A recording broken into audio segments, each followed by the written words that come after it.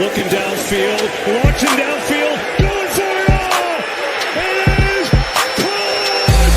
It is winning! His feet is Kittle, a big play, and a stiff arm, George Kittle, flag fly, and Manning's going to heave one, there's a flag, that was one hand.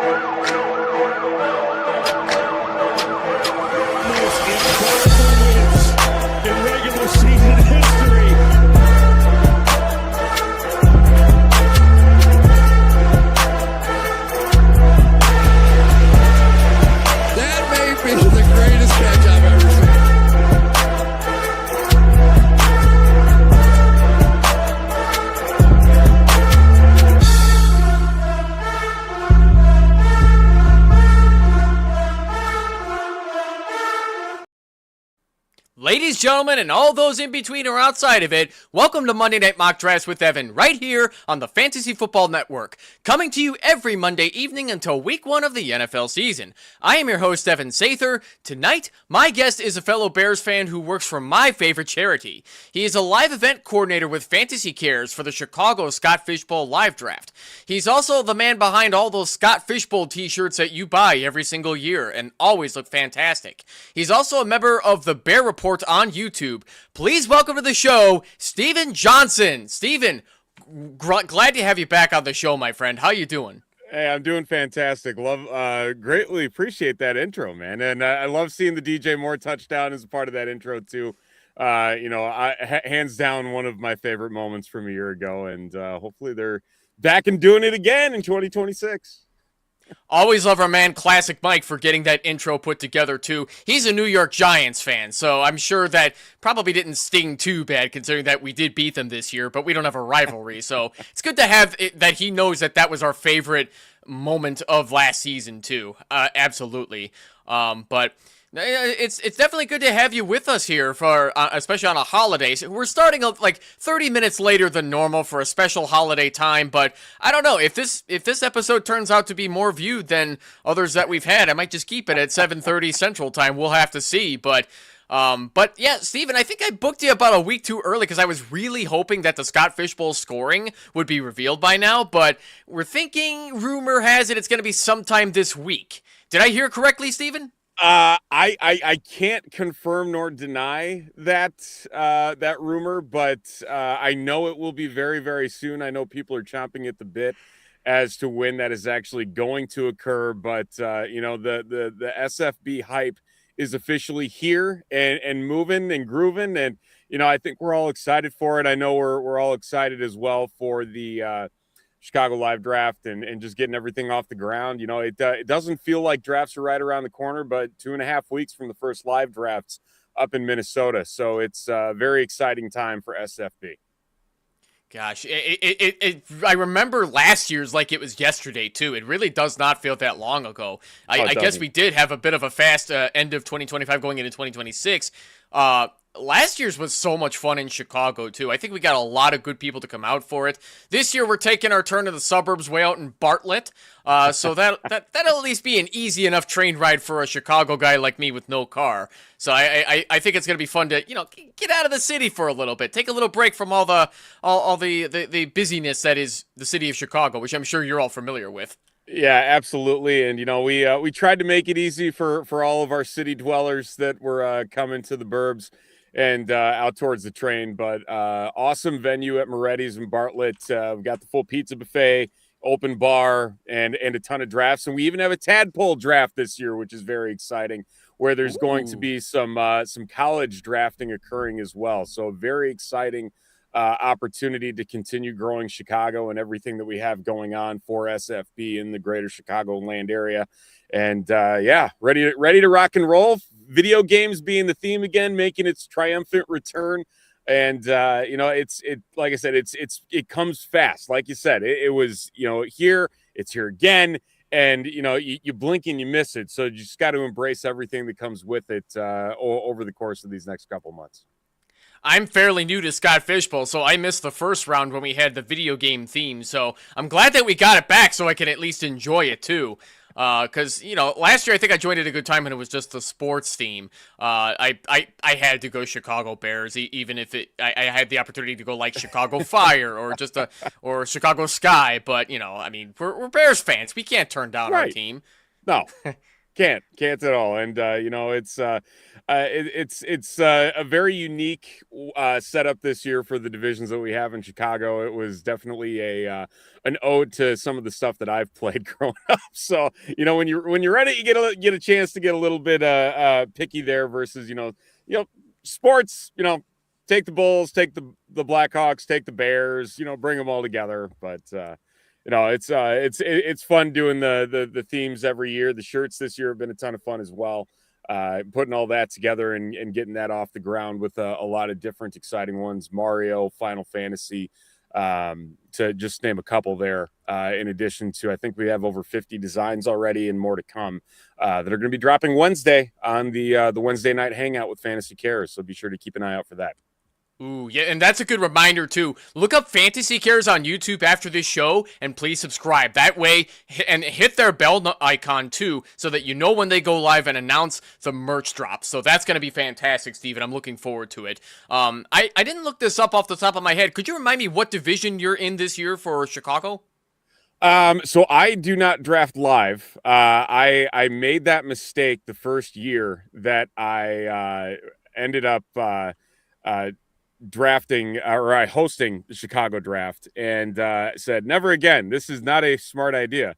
And so this year I'm actually drafting in Madison the following week in Madison. So this is going to be the first time I have visited a other SFB live outside of Chicago, but I'm very excited for it and am very excited to see what's going on and see a lot of old friends up in Madison and the Wisconsin area as well for that. I'm drafting, I believe, first overall is my selection for my Scott Fishbowl spot. I'm trying to remember. I believe it's Super Smash Brothers is the division that I am in. So nice. I thought about doing that too. And I saw it and I'm like, even with the board this year for the draft board, working with John Bosch and putting that together and designing that this year, I'm like, okay, I have to, with all the logos, we're only doing one draft board this year across all live drafts. I'm like, okay, it has to be a Super Smash Bros, character selection screen and like, let's do it. Let's put it together. And so it all worked out. So yeah, draft slot number 1, Super Smash Bros. Love to hear it. I'm in the You Don't Know Jack division, which is that's been my favorite computer game since like 1999, I think. I was an 8th grader when I first started playing it. And I still have copies of those games too.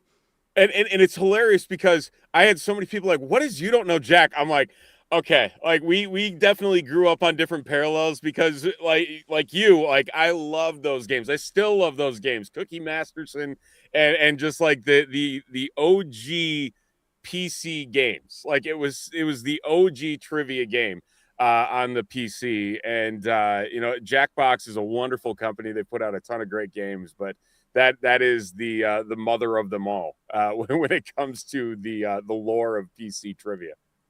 Definitely. I'll come back to that in a bit. I want to get into the format that we have going for tonight. 1 quarterback, 2 running backs, 3 wide receivers, 1 tight end, 2 flex spots, a super flex, and 6 bench. So 160 players are going to be picked in total for this 10-team SuperFlex PPR Dynasty startup draft. And so we're going to get going. Waiting for too much longer, as I forgot to put both of us on the screen here. Holiday weekend, folks. Sorry about that.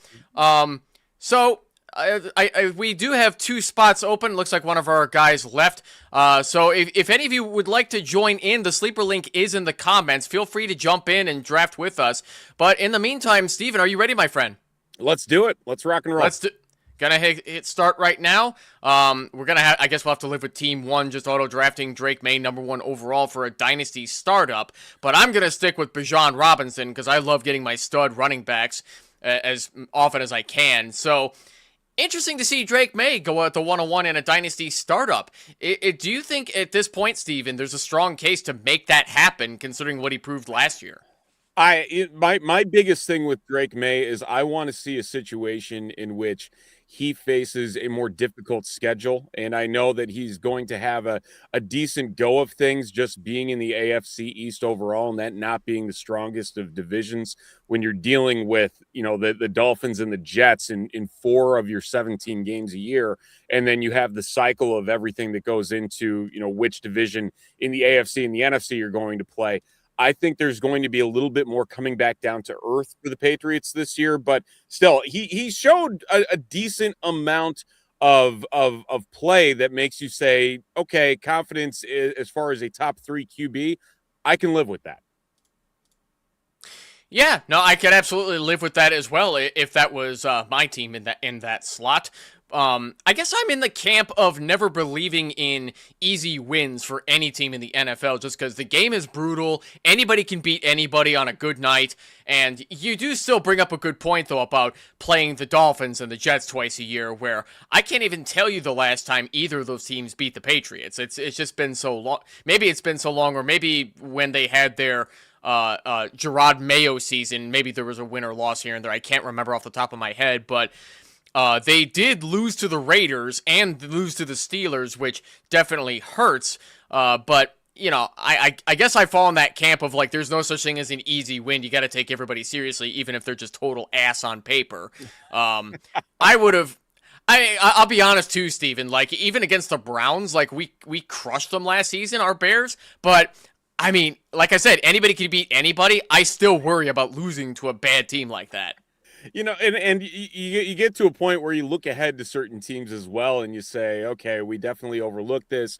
Maybe we had our sights set on, 2 weeks from now. It happens, and there's always going to be those games. The number of Survivor leagues I've been in where I've said, oh, this is a no-brainer. This is obviously going to happen. This is going to be the outcome, and then you get smacked over the head, and you look like a fool because what looked like a 2-12 team versus say like a 11-3, and I feel like the Bills are usually the team that ends up being that issue for me. I don't know why. I always choose the Bills in some situation, and then they end up having like the one bad game against a really bad team, and like that's it. But oh well. Yeah, the Buffalo Bills are that one team that always have a strong end of season finish, like in weeks 15 through 18, they always look like they're championship caliber, they're ready to go. Then the playoffs come and then they just choke in like the most miserable way possible. So I saw the Patriots lost to the Bills last year, 35-31. Drake May only had to throw for 155 yards. They got it done on the ground with. That was Travion Henderson's best game of that season by 1 yard. He outrushed himself compared to week 10 against the Tampa Bay Buccaneers, going 148 total yards in rushing. I should pick something, shouldn't I? Jeremiah Love. There we go.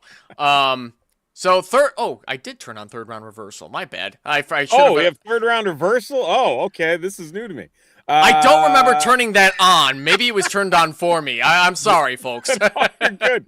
I appreciate this because this makes things hopefully a little bit easier for me here. I think you got to go CeeDee Lamb in this situation. I don't see how you don't. Man, that's okay. I had my eyes set on a completely different group of players, but you know what? That's okay.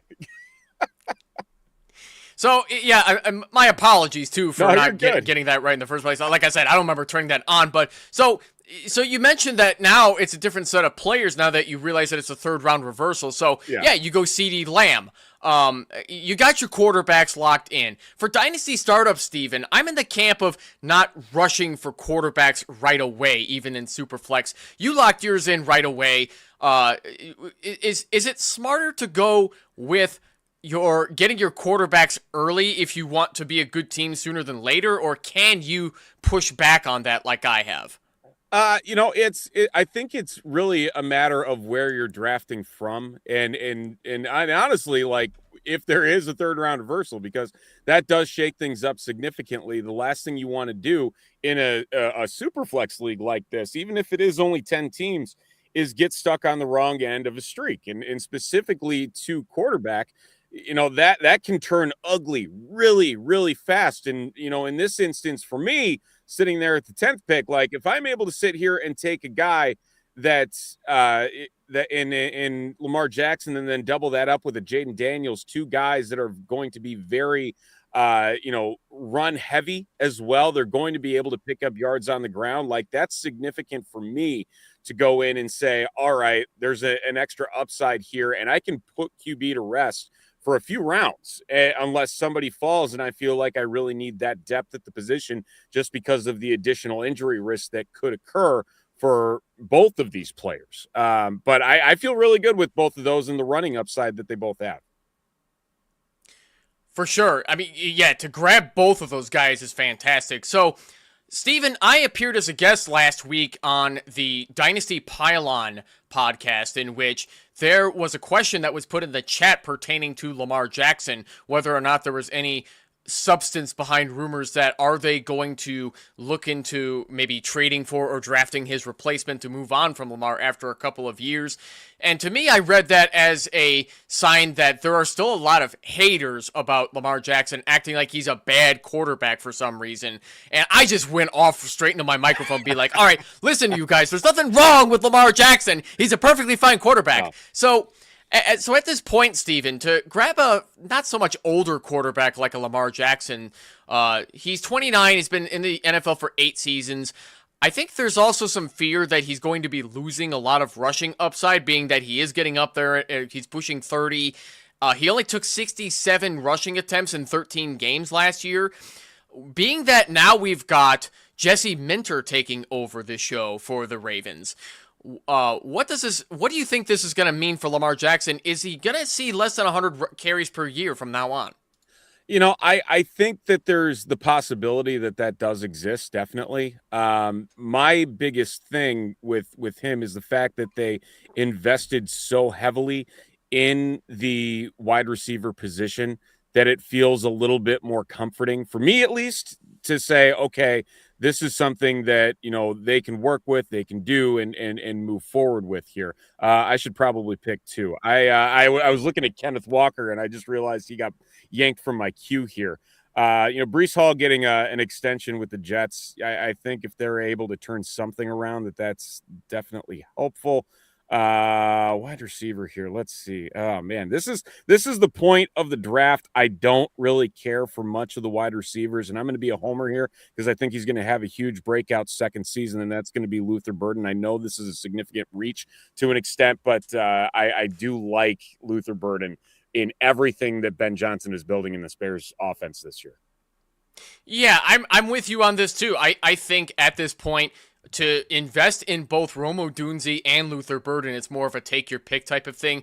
Yeah. But throughout a whole dynasty startup, I feel like the dynasty startup, ADP doesn't matter, rankings don't matter. You're in this to get your guy, right? Like right. You're not, guys, I should put in plural, you're not worried so much about ADP. It's like if you've got your own narrative and you really want to believe in a guy like a Luther Burden, like, I agree with you on that one because I saw how great he looks, especially when you throw to him deep, that he's gonna see a lot of PPR volume.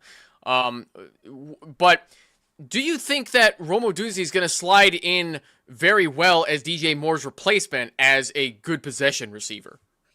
The thing that worries me about Rome Odunze, and I think worries a lot of just Bears fans in general, and frankly, Dynasty players in general, is the drops. And we saw it on numerous occasions last year where he was not the player that he was drafted top 10 for out of Washington, where he was going up, he was getting 50-50 balls, he was making those contentious catches. And that has not been there with the Bears on a consistent basis. We saw a pretty good start to the year, and then it tapered off. Obviously, dealing with the foot injury did not help things. Maybe didn't come back full strength. But to me, in a consistency sake, I think Luther Burden carries more consistency to specifically what Ben Johnson wants out of this offense and the flexibility out of his players. And you're seeing the same thing even on the defensive side of the ball in Chicago, where you're creating these multiples of being able to work the same guys through different defensive sets. And it's interesting to see the philosophy change on both the offensive and defensive sides to what they're doing. And I think that this is Luther Burden. I mean, really, you think about it, even the year before Luther Burden was drafted, there was talk that he was going to be a top 5 pick in the NFL draft, and he fell. Like this was a guy that was considered a top 5 talent. And for him to sit there, I think we're seeing like, yeah, that guy's a top 5 talent. He's putting it out there and he's doing his best to show why everyone passed on him was a mistake and a half. I think he's a huge value if you can get him in the fourth or fifth round, or I guess I got him in the fifth, so fifth, sixth round, I should say. Yeah, and as you're making your next pick here, I'll just say that I completely agree with you on that, because looking at the tape of his highlights when he was playing for University of Missouri, Mizzou, that I considered myself a Luther truther at that point, being that I thought this was a guy who could easily shoot up to being a top 5, I mean, never mind top 5 wide receiver, top 5 draft pick. But yeah, he fell just so hard. I don't know what teams were thinking not selecting a Luther Burden, especially when we see how well he can flourish as a rookie in a high-powered passing offense with a competent elite quarterback like a Caleb Williams throwing to him. So at this point, DJ Moore's out of the way, and it'll definitely open up a lot more targets for a guy like him. Rome Odunze, I'm trying not to be too hard on, being that he tried to play through a fractured foot, which I was really worried about him last year, Steven, because when you have a broken foot like that from a stress fracture, you have a great chance of making it worse. Just, that's not something you want to keep putting pressure on. But as far as I know, he's healing up and he'll be ready to go for next season. But man, was I worried about him last year. I thought maybe that was the excuse I could make for him for all those drops. But wide receivers go through that. Brian Thomas Jr., for example. Where did he go so far?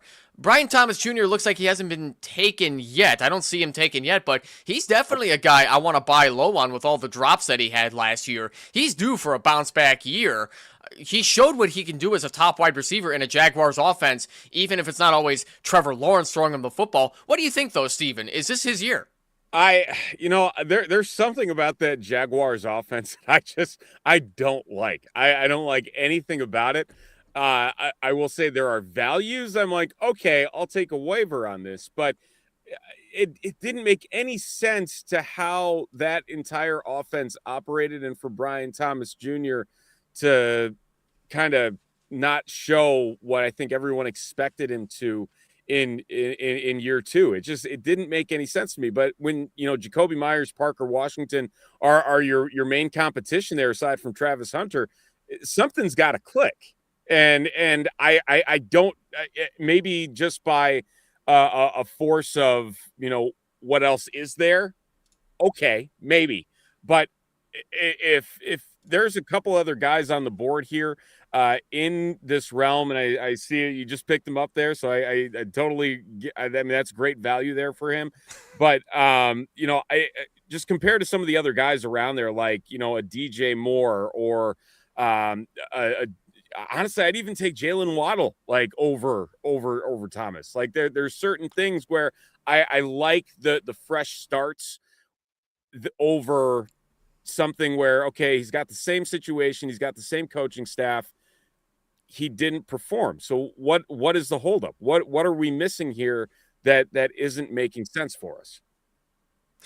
It's interesting that you put Jalen Waddle over a Brian Thomas, which I think to me, they're in the same tier, but I think I'd have to agree with you on this, because ever since Waddle got traded to the Broncos, I have been in love with his dynasty stock ever since, because now he's got the best professional quarterback he's ever had throwing him the football. He's in a great high-powered offense that Sean Payton has been running. A lot of people are still hating on Bo Nix, too. I was even, even my friends have been hating on Bo Nix, acting like he's not the top 7 quarterback that he's been for 2 seasons in a row. Like, he can do it, guys. Come on.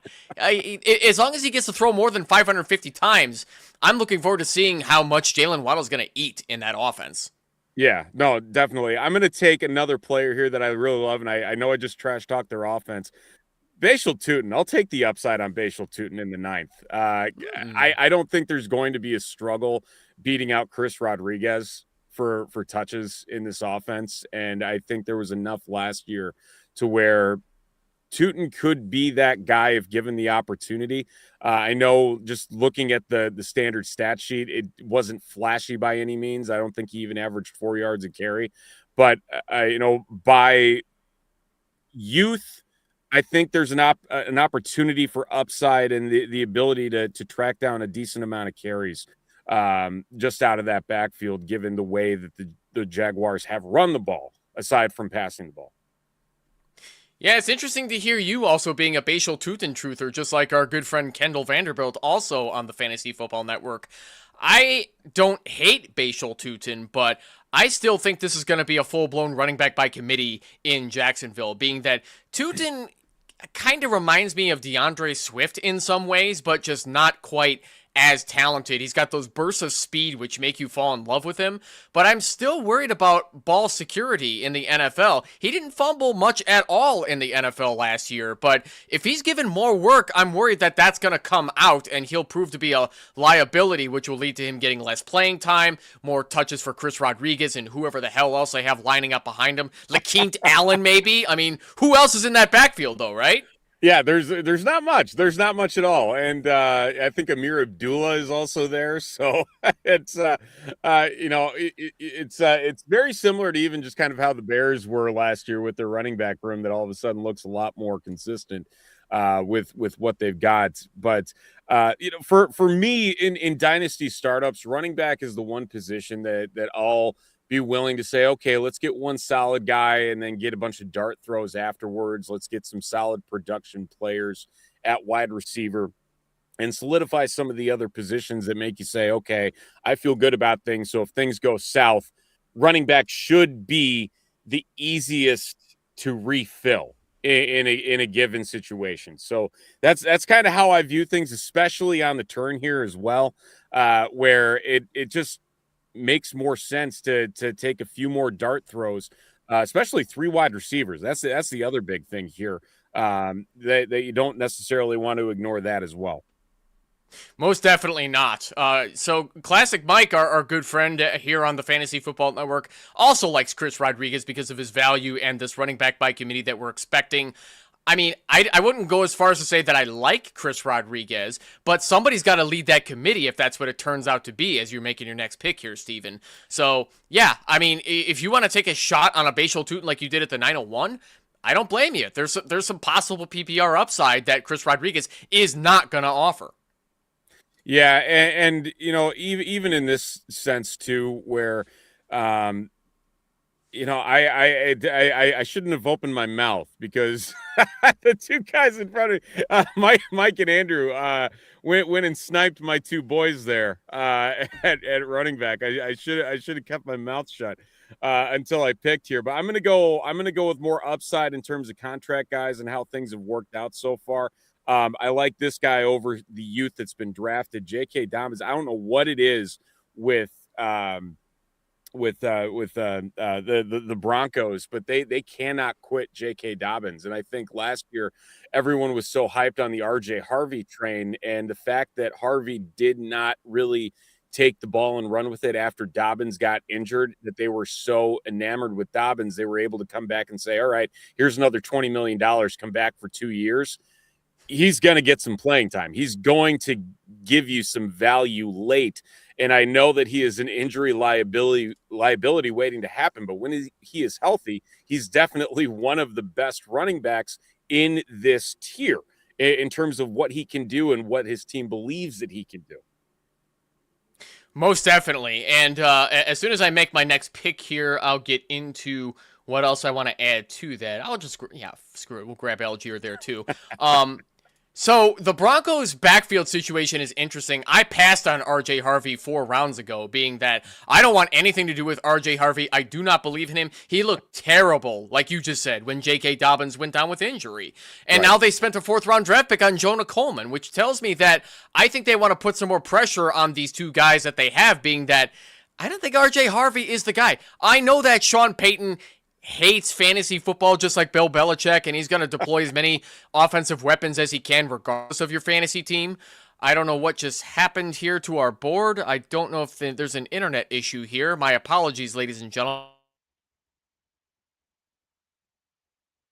We just had a little bit of a blip on StreamYard's end. Jamie Perogue is going to auto draft here. Hopefully we can get you back here.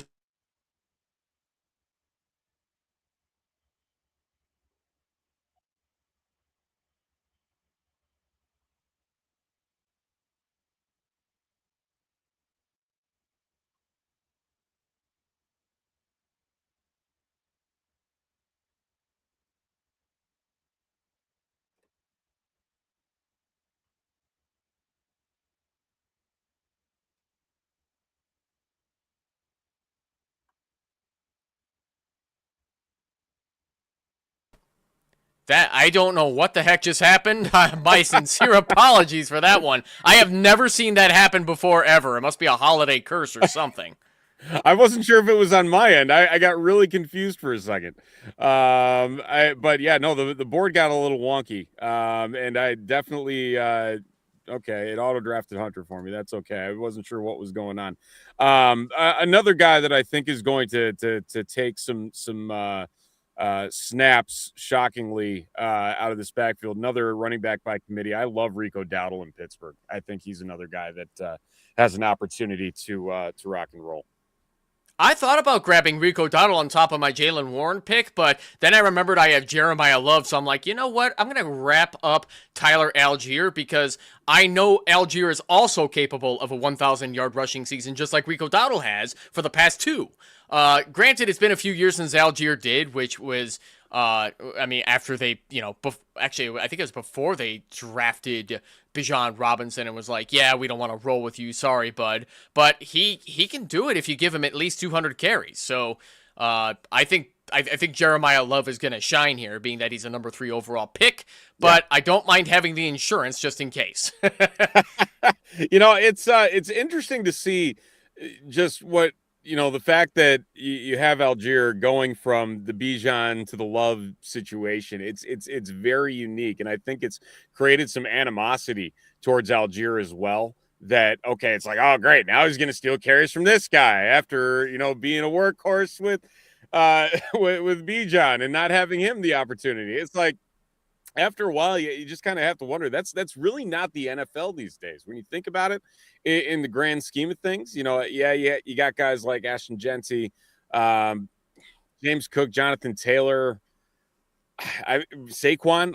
Really, the list is tiny compared to what it was, and it's just what it is. Yeah, and now we've reached the point of the draft where we're all going to start taking dart throws on whoever's just left here between rounds 14 through 16 as we're starting to wrap up this draft. I do want to go back to Jamie Perogue's comment, going all the way back to the 4th round where Jamie mentioned he accidentally auto-drafted Tyler Warren. He would have preferred Garrett Wilson at that pick, but honestly, the fact that he landed both at the 405 as well as the 506 is nothing to be ashamed of at all, because people are still sleeping on Garrett Wilson because he's a New York Jet, and to get Tyler Warren right there, so far away from Colston Loveland, what do you think, Jamie? Steven? Do you think Jamie got some pretty good picks in rounds 4 and 5? I think he did. It's really, just kind of capitalizing on the tight end position weakens a lot of other teams in terms of the top heaviness. Really, Harold Fannon's like the last guy for me at tight end that I feel really good about in a dynasty league.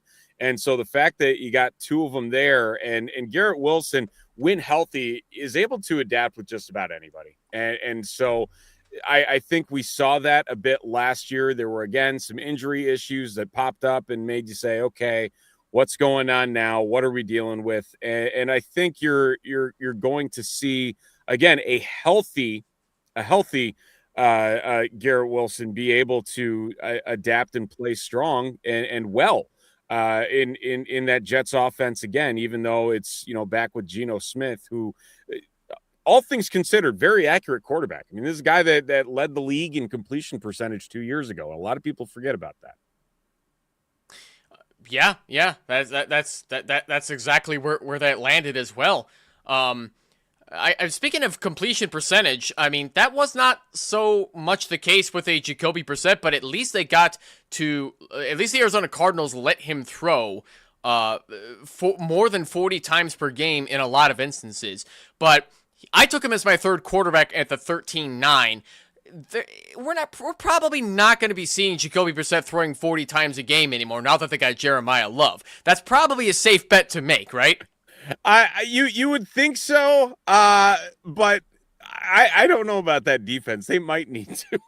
In the grand scheme of things, they might need to throw a lot. And if that were the case, and let's talk about another guy that I think still people haven't fully latched onto, and I think it has to do with some of that situation to where he was throwing 40 times a game, and that's Michael Wilson. Where did he go? Where did Michael Wilson go on this? I'm looking for the name.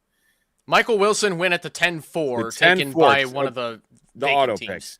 I mean, that dude is athletic. Like we need to put some respect on what Michael Wilson did last year. And the fact that you have a guy like him, and yes, you have the pedigree of Marvin Harrison also there, but one performed and the other didn't. And that, again, new staff, new everything, really just trying to retool what the Cardinals are as an offense. There's something there that you have to give some respect to, and it's not there at all. I think a lot of people think it was just a fluke. It is what it is, but at his current ADP, you take that all day and night, given what he was able to do down the stretch last year. Yeah, I'm still a bit shaky on a Michael Wilson, but that could be just because Kyler Murray was throwing him the football earlier in his career, and Kyler Murray sucks at feeding his best targets. You have to be a pretty bad NFL quarterback if you can't get guys like that the ball. I mean, he did fine at feeding Trey McBride, but Michael Wilson, for whatever reason, just couldn't do that well with Kyler Murray throwing the football. But with what a mess the Arizona Cardinals are at, I think Michael Wilson at the 10-4 is fine. I still think I'd rather take a shot on like an Omar Cooper, a Michael Pittman, a Parker, not a Parker Washington, but I mean, I even grabbed Scary Terry McLaurin who went into 12-1 over a Michael Wilson. So, I mean, granted that's the auto pick, so we don't have any logic behind it besides this sleeper secret sauce, but yeah, I think that's fine that late in this particular draft. You're about to make your last pick here, Steven. Let's see who ugly. it is. I hate doing this, but I need a third QB, and I don't want to leave 12 rounds or 16 rounds, without a third QB. But you know what? Tua in that offense, that's going to be a very interesting situation. I'll take a dart throw. Yeah, honestly, I think that's one of the better quarterback dart throws you could have taken in the final round, being that I'm not convinced the Falcons are going to be keeping Michael Penix as their starting quarterback. They took him, 9th overall before Rome Odunze. I think Rome Odunze went 10th overall, if I'm not mistaken. I could be wrong on those picks. Penix went 7. Odunze went 8. 8, right, okay. Yeah, so it was like the Falcons, somebody in that boardroom said, hey, go grab that Washington guy, and somebody accidentally took Penix instead of Odunze. But I'm not convinced that Penix is going to be the guy from now on in the Falcons, and Tua could have a career resurgence with some solid weapons in Drake London and Kyle Pitts, and maybe Zachariah Branch turns into something. Who the hell knows? What do you think, Steven? Does Tua succeed in this offense? It's a very high-end weapon offense. If you think about it, you got Drake London there too, who I think the consistency concern with Drake London is definitely warranted. Both from an injury and just a consistency and stats perspective. But for Tua, obviously you got to protect him. Very injury prone with the concussions as well. That makes you definitely concerned. But maybe all it was just a change of scenery to get him back to the guy in 2023 that was throwing for 4,600 yards. There is a possibility there that this could be a surprising team, all things considered, with the Falcons. You look at how they've kind of retooled things, what they've done, and really just kind of looking over who they have. It won't shock me by any means if Tua beats out Penix. I've never really been a Michael Penix guy to begin with. He was older coming out of college as it was anyway, after he hopped around a couple different places. Was at Indiana, then he finished up at Washington. We'll see there, but there's something about him. I'm with Kevin Stefanski there too. I think this is the opportunity that Kevin Stefanski needs to really put a solid team together without feeling like he was sabotaged by his front office, which I think he was dealing with in Cleveland to an extent. And I think with the Falcons and the offensive weapons they have, it's going to be interesting with what he's able to do there. For sure. And yeah, naming Kevin Stefanski as their new head coach, yeah, the Browns in a way did Stefanski a favor by letting him go sign with the Atlanta Falcons, and now he can have an offense that isn't a complete joke in the NFL. The Browns, my younger brother teases me with every episode because we end up talking so much about the Browns because they're such a fun shit show to talk about. And they did just spend 2 rookie picks on 2 wide receivers who are presumably going to be starting in that offense, being that who the fuck wants to start Jerry Jeudy anymore? I mean, come on. So Mary Kay Cabot of Cleveland.com, their Browns insider, mentioned that Deshaun Watson still has the inside track to be starting at quarterback for the Cleveland Browns. Yeah, it's probably going to have to happen because they're paying him so much, but Steven, so depending, I guess it doesn't matter who starts a quarterback in Cleveland because the weapons are the weapons. What do you see for the rookie wide receivers this year that the Browns selected?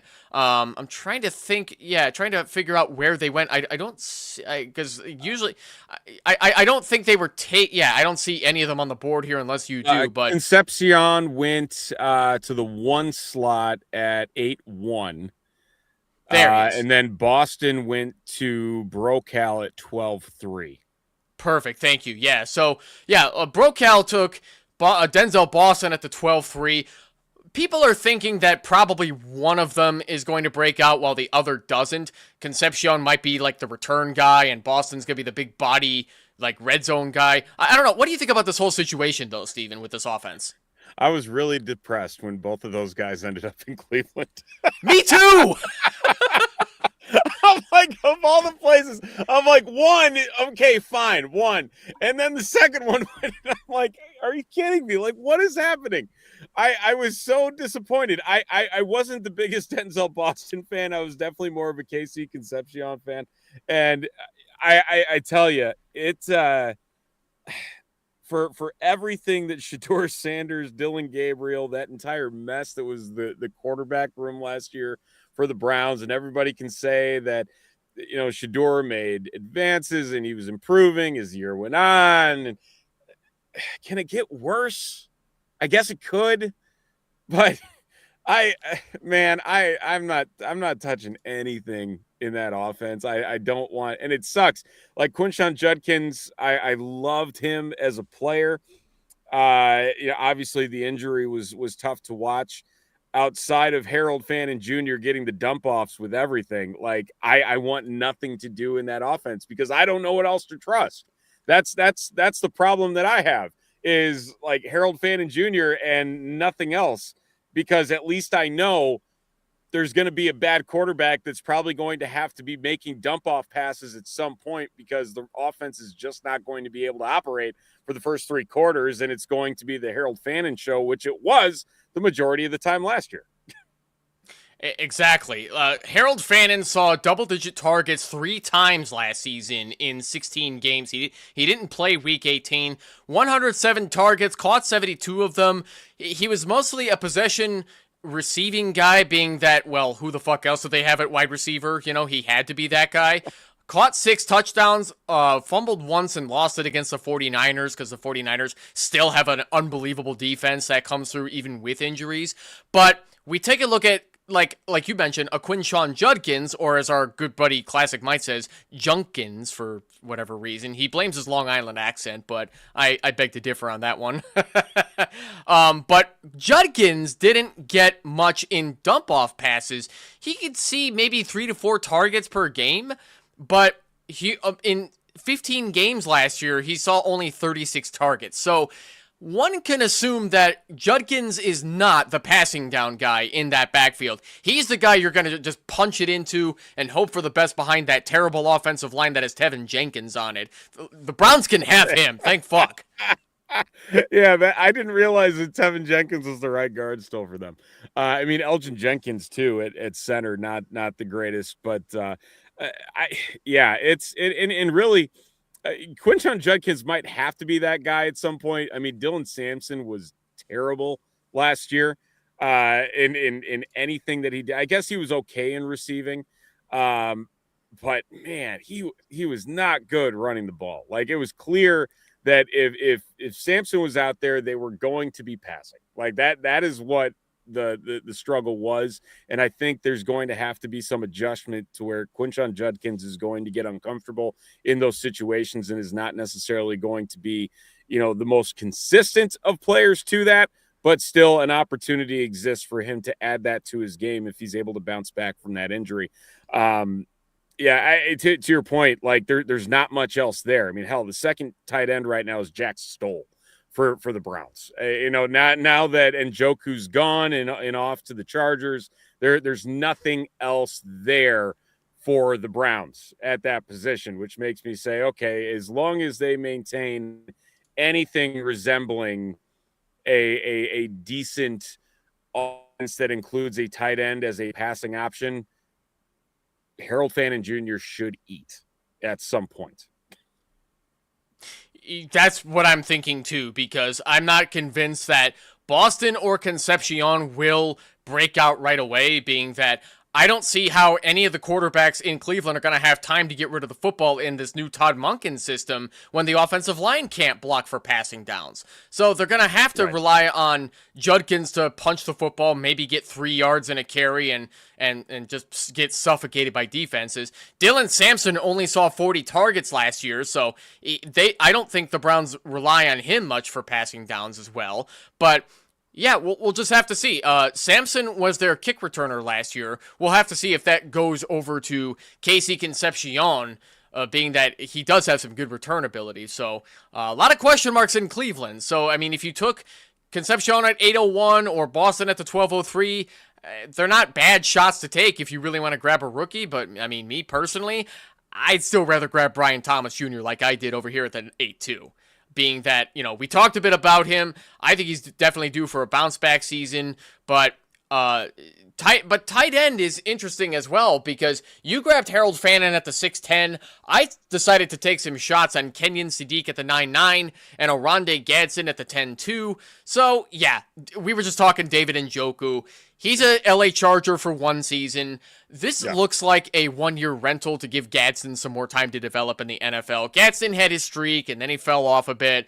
It's like, all right, maybe he just needs a little time to get used to certain passing downs, maybe more time with the Chargers playbook. But so if these are your two tight ends, though, Steven, would you be happy with starting a dynasty team with both Sadiq and Gadsden?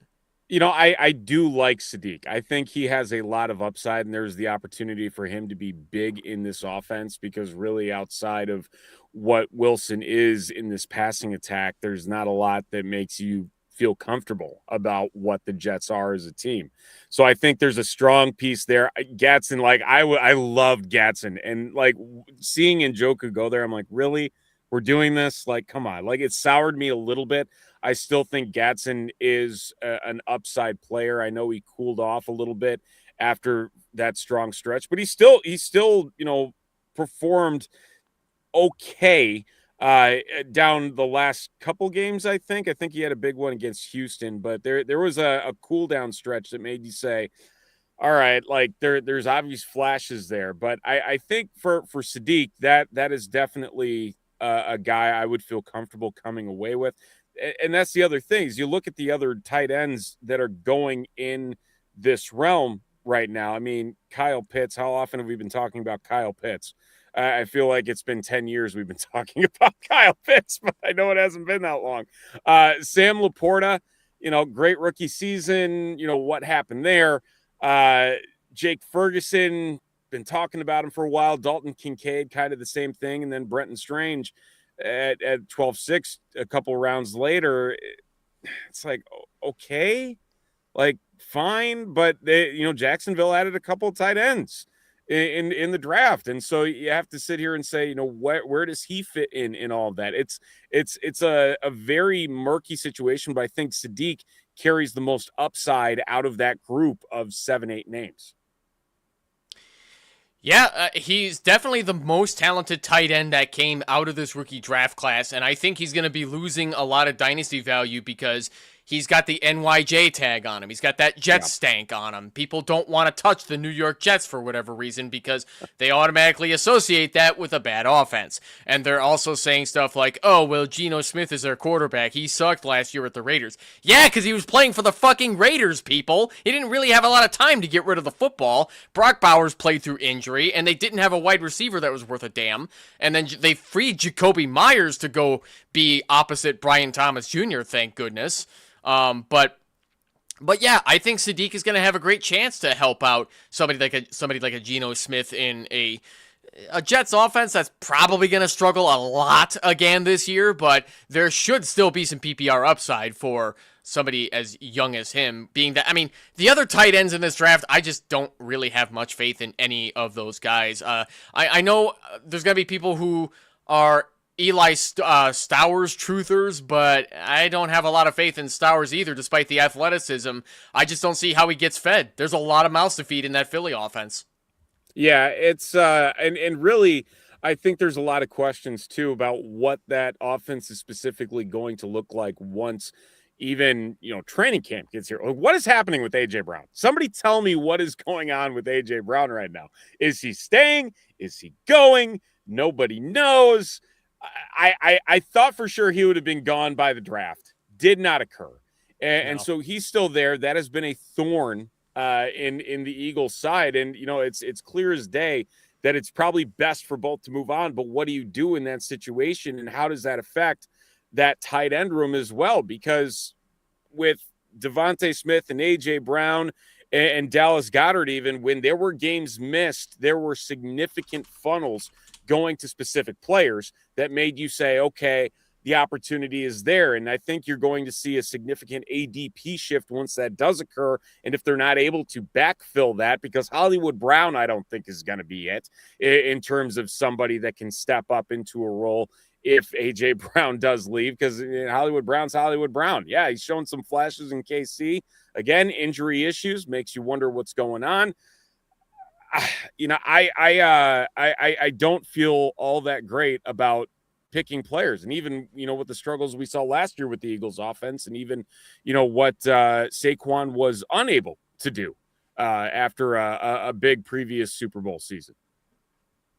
Yeah, so what's happening with A.J. Brown is that the Eagles want to wait until after June 1st to trade him because it'll be cheaper in the end if they wait until after that deadline so that they don't owe him as much money to whomever they trade him to. So we're thinking this summer is when we're going to see an A.J. Brown deal. Rumor has it it's the Patriots. Rumor has it could be maybe even the Dolphins. But honestly, I don't think anybody knows at this point because I don't think there's any deal ready to pull the trigger on by June 1st. I think negotiations are going to be dragging on throughout the month of June. So we'll just have to wait and see because the money they gave Dontavian Wicks is saying that they either want him to be Devontae Smith's backup or they just want him to be like a suitable wide receiver for wherever they want, whatever formations they want to throw him in. So they got Sean Mannion as their new offensive coordinator, who Saquon Barkley already loves, so we're just going to have to see how well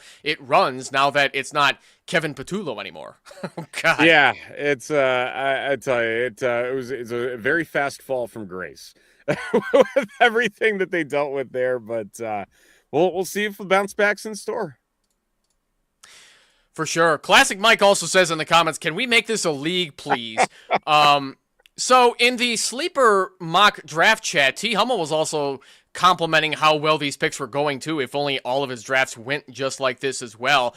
I'm really glad that our draft went as well as it did, considering that, one, it's a holiday, so I appreciate all of you taking time out of your Memorial Day barbecues, cookouts to come join us for a good mock draft like this. And two, we were missing two people to draft with us this evening, so I'm just glad to see you all here. So I guess before we wrap up, too, I wanted to thank you guys for joining us tonight. Please hit subscribe for the Fantasy Football Network if you haven't already. We greatly appreciate you. We've been a brand new channel for about 2 weeks now. We're up to 21 subscribers as before this show got started, so we're already off to a great start. We're going to be bringing you a lot of great fantasy football content throughout the offseason and during the season. We haven't even gotten into the best ball drafts yet, so stick around. We got multiple live shows coming up and all kinds of videos and shorts coming out as well.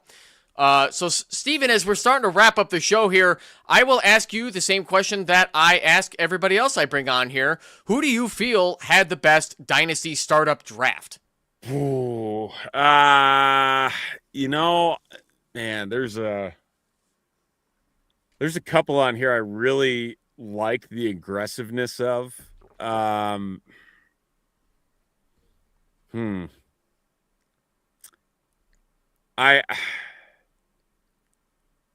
on the fence. I'm honestly on the fence. Between who? I like the 4 wide receiver start out of Brocal. There's something about it with Chase, Jefferson, Collins, Ibuka. Like that's a solid. But then the running back room kind of loses me along with the quarterback room. You know what? I gotta say. Just based, I know he went super heavy on his Giants. I do like Mike's draft as well, though, going Burrow and Dart and picking up Brown, Judkins, and Scattaboo. And Monungai in the 10th, I think is going to pay huge dividends. I'm going to go there. I will give Mike the trophy for top draft. He even went with his former Giants wide receiver Wan'Dale Robinson at the 9-3. It's and you know what, I know Isaiah Likely, if you're gonna wait on tight end, I think that's the guy to do it with. You can go on and on about Andrews, and signing that extension, but Isaiah Likely is the guy. He needs to be the guy. And Mike Evans, yeah, he's old, but I think they're between it and Higgins. Like Higgins going, how did Higgins go in the 11th? That to me, like, that is a fantastic value there. Jaden Higgins going in the 11th round. I really like that pick too. Yeah, I'm not so much a believer in Jaden Higgins, considering how much the Houston Texans offense was lacking between just a bad offensive line, CJ Stroud struggling to deal with such a bad offensive line because he doesn't do well under pressure. He doesn't do well getting rid of the football quick enough in the NFL, which is a big drawback for that passing game. But next to Nico Collins, they got to have somebody step up. It ain't going to be Christian Kirk anymore because he's a 49er. And who knows if Tank Dell can ever play football ever again with how terrible that friendly fire knee injury he had out there. Stephon Diggs is long gone. So, yeah, they're going to have to give the ball to somebody else out there. And Higgins looks like the part if they can just get him the freaking football. If the big if. Big if, too.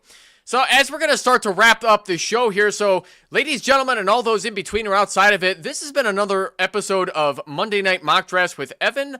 Let me get us both back on screen here. Once again, I'd like to thank my guest, Steven Johnson, for joining us this evening for this holiday Dynasty Startup Mock Draft. If you haven't already, please follow Steven on Twitter at Steven_Roto, and also subscribe to Bear Report and Fantasy Cares on YouTube if you haven't already. Channel links are in the description below. I don't think I got Fantasy Cares in there, but punch that into YouTube, you'll find it. Steven, is there anything else that people should also check out from you? That's all in my neck of the woods right now. I try and make it pretty straightforward. It's all about Fantasy Cares and the Chicago Bears. Love to hear it, man.